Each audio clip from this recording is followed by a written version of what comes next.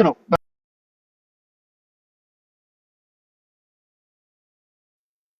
ባይዘው ሰውየው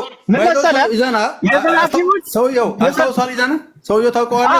ጆርናሊስት ምናምን ተብሎ ስብሰባ እዛ ሐውልት ምናምን ነበር። አይ ሪሜምበር። ስንት ሚሊዮን አግኝተዋል እኮ ስንት ሚሊዮን አግኝተዋል? ለዛ ነው 50 ሚሊዮን ምናምን እኮ በራሱ ተናግሯል። ደብረጽዮን ነው ማለት ጌታቸው 50 ሚሊዮን ስጡን ምናምን አሉ ነው ምናምን ሲል ነበር። ዞሮ ምን መሰለህ አሁን ኦህዴድ አዲስ አበባ የነበረው የመሬት ዝርፊያ አለበት፣ ቲፒኤልኤፍም አለበት። በአማራ ያለው ዝርፊያ ብአዴን አለበት። በደቡብ ያለውም የደቡብ ክልል አሉ። ሁሉም ሌባ ናቸው ነው እያልን ያለ ነው። ግን ማስተር ማይንዱ ፈጣሪው የሌብነት አባት አስተባባሪው የአድዋ ወንበዴ ነው። አሁን ቅድም ሲመስፍን አጋመን ነው አለ።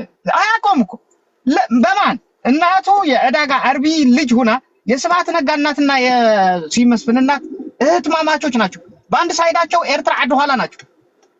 አንድ ይትራይት ቴላስ እኛ አፄ ዮሐንስ ልጆች ነን። አባቴ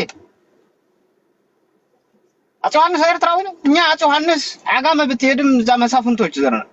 እንደነ ስብሐት እንዳልመስልህ የባንዳ ልጆች አይደለም። ሁለተኛ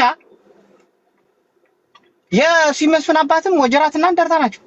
በየትኛው ሳይድ ነው አጋመሱ? በየትኛው እንደውም ኤርትራዊ አድ ኋላ እንደውም ኦሮሞ ማዘር አለባቸው። ዞሮ ሲመስፍንም አለበት ኦሮሞ። ዞሮ ምንድነው አንድ በፖሊት ቢሮ 9 ሰዎች አሉ። አንድ ያጋመ ሰው የለም የሚታወቅ። በማዕከላዊ 45 ሰው አለ። የማዕከላዊ ኮሚቴ የሚሉት የለም። ያጋመ ብቻ አይደለም፣ የእንደርታ የለም፣ የተንቤን የለም፣ የሽርም የለም፣ በዚህ የራያም የለም። አሁን ጌታቸው ምናምን ለማሳያ ነው። አብዛኛው የአድዋ ወንበዴ ነው። ቲፒኤልኤፍ የምትለው ከአድዋ የተሰባሰበ አብዛኞቹ የባንዳ ልጆች ፕላስ ከኤርትራ የሚወለዱ 3 ምክንያት። አንደኛ ባንዳ ልጆች ናቸው። አባቶቻቸው የጣሊያን ባንዳ የነበሩ ናቸው። በብሉ መለስ በለው ስብሐት በለው ባንዳ ናቸው።